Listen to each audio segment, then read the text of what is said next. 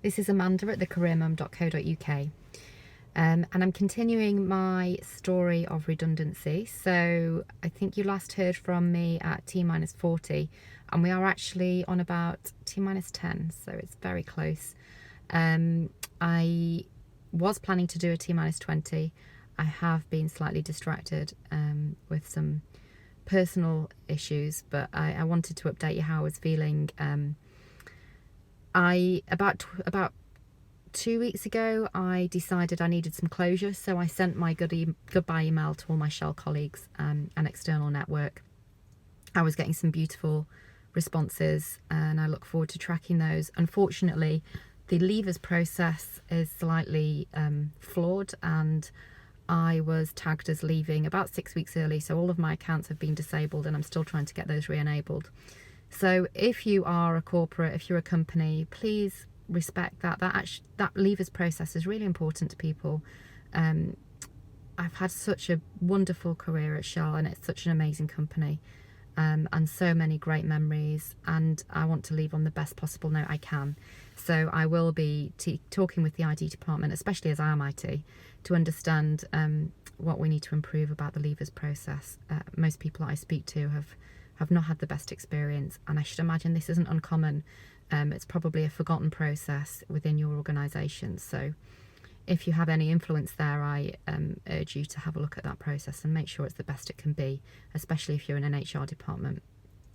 I have been progressing the Career Mum group. It's really giving me a sense of purpose and an identity as I say goodbye to my Shell identity. And I'm very excited about it, and I hope I can continue to support and empower and mentor other women. Men have now joined the group, which is great. We're growing and evolving, and we're having some great discussions. So I'm very, very pleased with how that's progressing. But it's not a business, and I don't intend for it to be a business. It's a cause. So I am starting to pursue the job market. I have not yet written my CV. I can't quite knuckle down to doing it. I'm not sure why. I am sure this is part of the change curve. Had a great coaching session with my exec coach, Amanda Davey, a few weeks ago. And we sat down and looked at my A team. You might remember in the last briefing, I said I was going to build my A team. And then that discussion continued into how I was actually going to use my A team, and what purpose each of those people on the A team would fit for me, what I needed from them. And so my homework for this session was to actually meet with everybody in my team. I haven't done it yet, and talk to them about what role I needed them to play in my departure from such a big part of my life. So it's all about looking after yourself. I'm learning more and more as things happen in life, whether in work or personal life, resilience is of critical importance. So I think that's something we really need to equip the younger generations with. If you have an ability to influence that, to help people grow and develop their resilience, be a role model and a mentor there, and help people with that.